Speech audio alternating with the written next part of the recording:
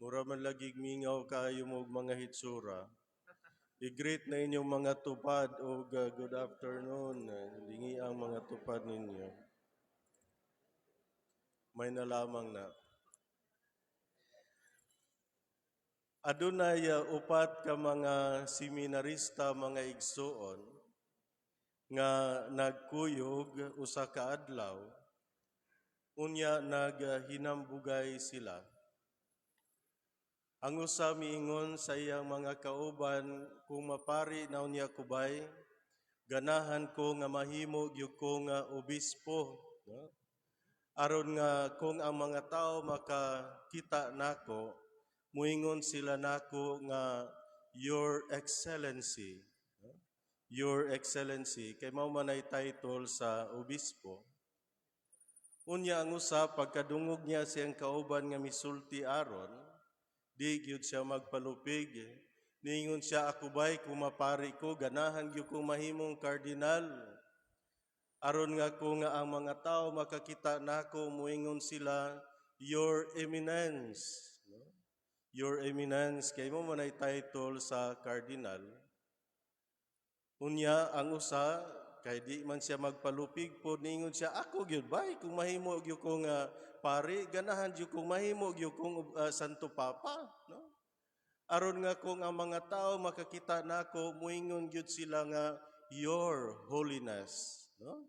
Ang title sa Santo Papa, Your Holiness. Ang ikaupat nila, gahilom-hilom ra gyud, wa gyud siya musumpay, wa gyud siya mutubag. Mao to nga gipangutana siya sa iyang mga kauban, ingon siya, ikaw ba unsa may ganahan nimo mga pari natang upat? Dugay kaayo nitubag tong ikaupat. Unya giingnan siya sa iyang mga kauban nga sagdi ra gud ba pangandoy ra bitaw ning ato ug mapari gud ta di, at least natay plano ba? Natay pangandoy sa atong pagkapari. Moto nga niingon tong ikaupat nga ako ba'y kung mapari ko, ganahan kong ma-assign sa layo kayong bukid nga parokiya, kanang bukid yung kaayo. No? Unya niyo siya, ganahan ko nga manambok yung maayo, nga kaning baling dakuag yun ako ba? No? So natural na tingala itong yung mga kauban, usap ko kang imong pangandoy, nga kanindot ang imong pangandoy, mahimong kardinal, obispo, santo papa. Unya ikaw mahimong paris priest sa layong bukid, ngayon sa may connection anang manambok kag maayo. Nga ningon siya, ganahan ko manambok maayo bay, aron nga kung ang mga tao makakita nako, muingon sila, oh my God! No? So labaw siya sa obispo, labaw sa Santo Papa, labaw sa kardinal, oh my God! No? Ginoo ko! No? Kay mahimo man siya, kay dako man siya kaayo, di gud tungod kay nahimo siyang Ginoo, kundi tungod sa iyang pagkadako kaayo, no? Oh my God! Pero unsa may ipasabot ini mga igsoon, abi ninyo kung ato ning sabton pag-ayo, ang gisulti atong ikaupat, prophetic to siya. Prophetic nga naman. Katong gisulti sa usa nga ganahan siyang mahimong obispo, actually, posible man to nga mahitabo. No? Jutay ra ang obispo, pero posible nga mahitabo kung mapari siya. Dunay tsansa nga mahimo siyang obispo. Kadtong usa, mas jutay ang kardinal, pero posible gihapon mahitabo. Doon na gihapon tsansa nga mahimo siyang kardinal. Ang pagka-Santo Papa, mas lisod gyud siya, kay usa ra may Santo Papa sa tibuok simbahan, pero doon na gihapon posibilidad nga mahimo siyang Santo Papa. Samtang ang giingon sa usa nga, oh my God, katong niingon nga ganahan siyang mahimong parish priest sa layo kayong bukid, dili gyud to siya posible, di ba? Kay dili man gyud mahimong Ginoo ang tawo. Unsa may ipasabot? Buot ipasabot mga igsuon nga kadtong usa nagpahinumdom sa iyang mga kauban nga adunay mga pangandoy, pero ang ilang mga pangandoy tingali dili gayud subay sa kabubuton sa Ginoo. Nagpasabot nga ang atong mga plano bisan unsa pa kini mahinungdanon nga kanunay kini nga subay sa plano sa Ginoo alang sa matag usa kanato. Sa ato pa mo giingon nga dili nato unhan ang Ginoo. kung dili hinuon, unsa manggaling ang plano sa Dios alang kanato, ang ngayan nga mo'y mahimo matagaan og katumanan diha sa atong kinabuhi. Dili ba sa pag-ampo nga amahan namo, gitudloan kita ni Jesus sa pag-ampo sa pag-ingon, amahan namo, matuman ang imong pagbuot. No? Sa ato pa dili ang akong gusto mo'y matuman kung dili ang pagbuot sa Dios. Sa ato pa magmasinugtanon kita sa unsa man ugaling nga kabubuton o plano sa Dios alang sa matag usa kanato diha sa atong kinabuhi bilang sumusunod ni Kristo. No?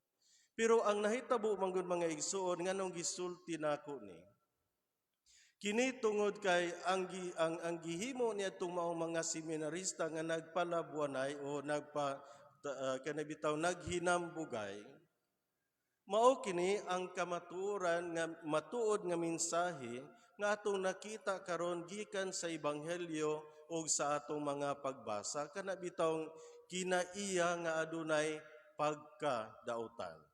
Diba? Makita nato sa ebanghelyo nga matud pa ni Marcos Kapitulo 9, versikulo 30 ngadto sa 37, si Jesus na og ang mga tinun-an ng lakaw sila. Nining puntuha bag-o palang gayud nga giingnan ni Jesus ang mga tinun-an nga ang anak sa tawo dakpon, paantuson, ilansang sa krus hangtod nga mamatay, no? Patyon nila siya, ug unya ilubong og sa ikatulong adlaw mabanhaw siya. Pero unsa may nahitabo taliwala sa nindot nga sakit apar nindot nga mga pulong ni Jesus tungod sa kamatuoran sa pagkabanhaw. Ang mga tinun-an wala makasabot sa gisulti ni Jesus ngadto kanila. O inay ilang pamalandungan ang wala nila masabti nga pulong ni Jesus, unsa may nahitabo ang mga tinun-an naghinambugay hinuon sa ilang kaugalingon. Hinungdan manggani nga sa diha nga gipangutana sila ni Jesus, unsa may inyong gilalisan didto sa dalan, walay usa nila nga nakatubag kang Jesus. Kay ngano man nagpalabuanay man sila, naglalis man sila kung kinsa ang labing dako o labing hinungdanon kanila. So wala nila tagai og bili ang pulong nga ilang nadungog gikan mismo sa baba ni Jesus. Kanang kinaiya mga igsuon nga kanabitang pagtan-aw sa kaugalingon lamang nga usahay. Pagtan-aw sa kaugalingon nga buot siya nga ilhon nga labaw kay sa uban, kamatuoran kana alang sa daghan kung dili sa tanan. Kamatuoran tungod kay buot kita nga ilhon nga importanteng tawo diha sa katilingban. Buot kita nga ilhon nga mas maayo kaysa uban. Buot kita nga ilhon nga kita ang makahimo og mga butang nga dili mahimo sa uban. O busa ganahan ta nga ibutang kanunay sa pulpito o dili kay mahisama lamang sa tanan. Tungod niya ng maong mga kamatuoran nga tawhanon lamang mga igsuon, usahay ang tawo malayo sa Ginoo. Dili ingon nga nagpalayo ang Ginoo sa tawo. Ang tawo nagpalayo sa Ginoo tungod kay wala man niya puy-i ang kamatuoran sa kinabuhi bilang sumusunod ni Kristo. So ang ngayon mga igsuon nga tan-awon nato karon ang tagsa-tagsa nato kakaugalingon. Kay nindot kaayo ang mensahe nga gipaabot ni Jesus ngadto sa mga tinun-an. Human niya makita nga iyang mga tinun-an naghuna-huna ang matag usa kanila, naghuna-huna sa iyang kaugalingon lamang.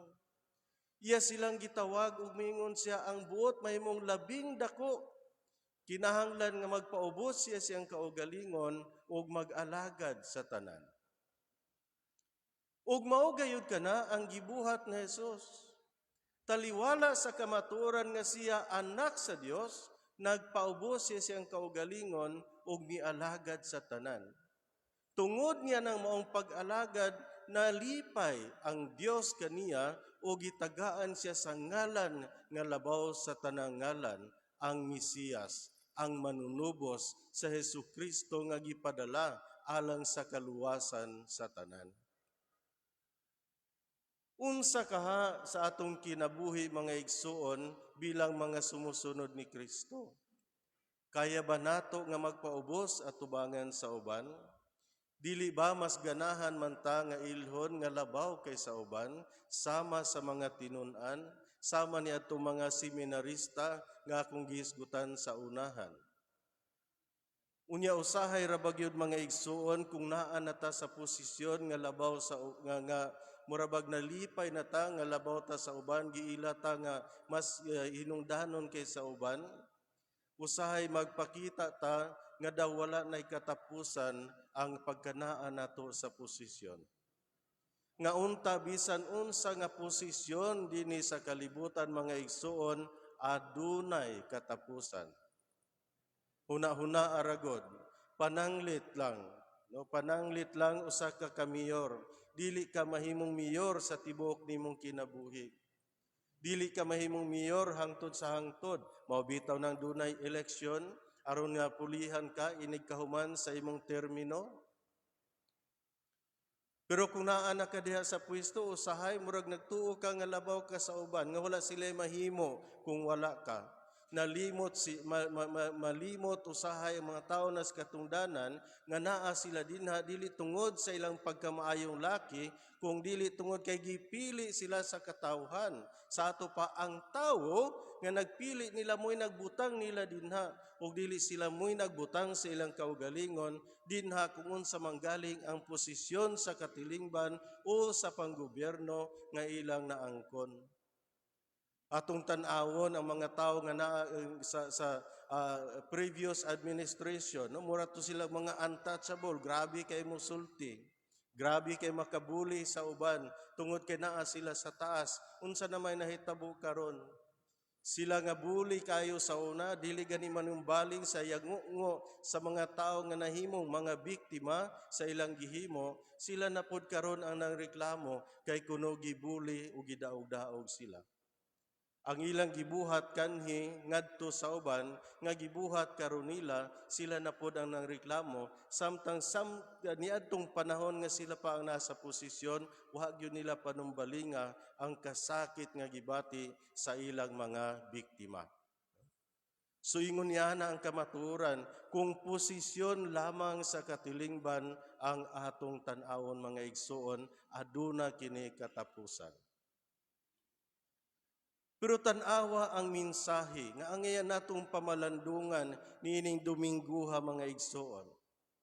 Sa ikaduhang pagbasa nga gikutlo gikan sa sulat ni Santiago, si Santiago nag-ingon, diin anaa ang kasina o ang pagpaninguha alang sa kaugalingong kaayuhan lamang, ana usab ang kasamok ug tanang matang sa daotang buhat. Apan ang kaalam nga gikan sa langit, una sa tanan putli, ug unya makigdaiton, maaghop, mahigugmaon, maluluyon, ug maayog binuhatan. Dili usab kini mo pihig ug dili tigpakaaron ingnon. Ang pagkamatarong mao ang bunga sa binhi nga gipugas sa mga makigdaiton diha sa kalinaw. Ang katarong mao ang binhi, unsa ning katarong nga mao ang binhi? Kitang tanan mga igsuon nakadawat niining maong binhi sa katarong. Kay nga naman say gayon nga kita gibunyagan, gipugas ang binhi nga mao si Kristo mismo diha sa tagsa-tagsa nato kakaugalingon. Apan unsa may atong gibuhat taliwala sa atong pagkasumusunod ni Kristo? Usahay gisalikway nato si Kristo. Usahay kalimtan nato si Kristo. Usahay talikda nato si Kristo tungod kay ang atong gitanaw ang ato man lamang kaugalingon nga kaayuhan. Hinungdan nga dili kita makapanumbaling sa atong mga kaigsuonan nga tingali nagkinahanglan usab sa atong kaayo, sa atong katarong, sa atong pagkamahigugmaon. Ingon nga ang Dios maayo ug matarong alang sa matag usa kanato ug nahigugma kanato pag-ayo. Hinungdan man gani nga ang Dios mipadala sa iyang bugtong anak ang atong Ginoong Hesukristo aron siya mismo magpakatao dinhi sa kalibutan. Aron pinaagi siyang matarong ug mahigugmaong kasing-kasing. Kitang tanan diha ni Kristo ug pinaagi ni Kristo makaangkon sa himaya sa kinabuhing dayon. O kinakadawat man kita sa hiyas sa pagka-Dios ni Kristo diha sa atong kinabuhi pinaagi sa bunyag, angayan usab nga puy-an nato ang kinabuhi sumala sa panag-ingnan nga gipakita ni Kristo diha sa matag usa kanato kay kitang mga binunyagan iyaman ni Kristo. Dili unta magbuhat og dautan ang tawo nga nagasunod, nagaalagad ni Kristo diha sa iyang kinabuhi. Ug sa matag higayon ang tao nga tinud-anay nga nagpuyo sa kinabuhing Kristohanon. Tungod sa iyang pagkasumusunod ni Kristo, mahimo siya nga dautan sa pananaw sa mga tao nga wala nagtuman sa iyahang mga buluhaton sa iyang pagkabinunyagan sa mga tao nga matuod gayod nga dautan. Mao gani mga igsuon nga ang mensahe nga atong nadungog karon gikan sa unang pagbasa nga gikutlo gikan sa basahon ni Solomon. Kaalam ni Solomon, kapitulo 2, versikulo 17. Nagaingon ang matarong nga mga tawo walay kapuslanan, kundili mga samukan lamang, busa mangita kitag higayon sa paglaglag kanila. Supak sila sa atong gibuhat, nagpasangil sila kanato nga kita nagsupak sa balaod ni Moises. Busa mangita kitag paagi sa paglaglag kanila, ato silang dauton, ato silang samukon, ato silang butang-butangan, atong buhaton ang tanang matang sa dautan ngadto kanila, tan-awon ta kung tabangan ba sila ni anang Dios nga ilang giila o gidawat diha sa ilang kinabuhi. Busa mga igsuon, angayan di ay nga tan-awon nato nga atong kaugalingon diha sa atong pagkakita sa katilingban. Ikaw, nga sakop sa usa ka katilingban. Ikaw nga sakop tingali sa usa ka pundok o usa ka grupo. Ikaw diha sa imong pamilya, wambot asa ka nahimutang unag-unsa ka unsay imong katungdanan. Kung makakita ka nga ang ubang mga tao naghimo og dautan, sayop nga mga butang nga dili angayan nga buhaton.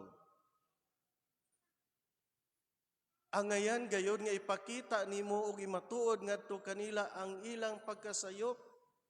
Natural, dili sila malipay nimo. Kay gipakita man nimo nga sayop sila sa ato pasupak ka sa dautan nga ilang gihimo kay ngano man matarong man ang imong gipakita ngadto kanila. Ug buot ka man nga ang ilang sayop nga mga binuhatang ilang tuliron unya musubay sila sa matarong nga dalan. Sa matag higayon nga buhaton nimo ni kadtong mga naghimog dautan di gyud tumusugot. Dili gyud tumuuyon, no? Sa ilang mga sila nagbuhat og sayop. So ikaw mo'y mahimong dautan alang nila. No? Usahay pagani tabangan ka, sulay ragod. Ang imong boss, pananglit sa imong trabaho, nga nagbuhat og dautan, ipakita ang iyang sayop, masuko gyud to siya, modipinsa tug maayo siyang sayop. Unya i-crash gyud kag maayo, gubon gyud kag maayo taman sa mahimo. No? Unya kay boss man siya sa ato pa na sila ay mga sakop kadto iyang mga sakop nga kauban unta nimo kadto mga sip-sip sa katilingban naa man gyud na di man gyud na mawala mulaban to sila sa imong boss, no? Nga naghimog sayop. So tabangan ka. munang nahimo na kang murabag ikaw na kontrabida sa tanan tungod kay di wala may usa muuyon sa imong pagpakita sa ilang sayop kay insakto man ang imong gihimo. Apan kay wala may usa nilang mudawat, so ikaw mo'y tabangan sa tanan, munang butang-butangan ka diri, dauton ka didto, no? Bisag unsa nala isulti aron malaglag ka, aron mahugno ka, aron nga magantos ka sa imong kinabuhi tungod sa ilang sayop. Pero unsa may ipasabot nga na mga igsuon? Kung sa imong pagkamatarong gimatuod nimo ang pagkadautan sa uban ug tungod niini wala sila malipay nimo, angayan ka magpasalamat. Kay nganuman nagpasabot kini nga gipuy-an diay nimo ang matuod nga kinabuhing Kristohanon. Nagpasabot kini nga anaa kaday sa matuod nga dalan tungod kay sa imong pagkamatarong gimatuod man imong ngadto sa dautan ang ilang pagkadautan nga tungod niini wala sila malipay nimo. Dili ba mao man kana ang nahitabo ni Kristo? Sayang kinabuhi dinhi sa kalibutan, nakita niya mga Pariseo nagbuhat og mga dili mao, wala siya nalipay kanila. Daghan ang mga tao nga nagpadayo, nagpatuyang sa sayop nilang mga kinabuhi, iya silang gibadlong. Unsa may nahitabo ni Jesus, gidakop siya, gipaantos, gilansang sa cross, gipatay o gilubong. Daghan sa simbahan mga martir, no, nga mga santos, nga tungod sa pagpuyo nila sa matuod nga kinabuhi bilang sumusunod ni Kristo kadto mga dautan wala malipay nila. Wala na magpasabot nga magpakamartir na pud lamang ta. Pero angayan nga puy-an nato ang kinabuhi nga iya ni Kristo bisag kinsa pay dili malipay. Kay nganuman kung adunay angayan nga malipay mga igsuon sa atong kinabuhi o pagkinabuhi dinhi sa kalibutan, dili ang tawo kung dili ang Dios lamang. O busa, bisan pag walay malipay nga tawo sa atong kinabuhi, mga igsuon, kung nalipay ang Dios, mao kana ang angayan nga makita diya sa usa ka matuod nga Kristohano. Ug mao kana ang kamatuoran nga buot sa Dios nga makita diha sa matag usa kanato. Hinaot mga igsuon nga dili unta kita mahikalimot nga anaa si Kristo. Dili unta kita mahikalimot nga gihigugma kita ni Kristo. Dili unta kita mahikalimot nga buot si Kristo nga ang matarong nga kinabuhi puy-an gayud nato. Isalikway ang dautan ug hingpito nato ang atong pagka sumusunod ni Kristo. Sa ingon niini nga paagi, ang Dios nga nalipay sa atong pagkinabuhi nga subay siyang kabubuton, muganti kanato sa kinabuhi nga gisaad, ang kinabuhing dayon.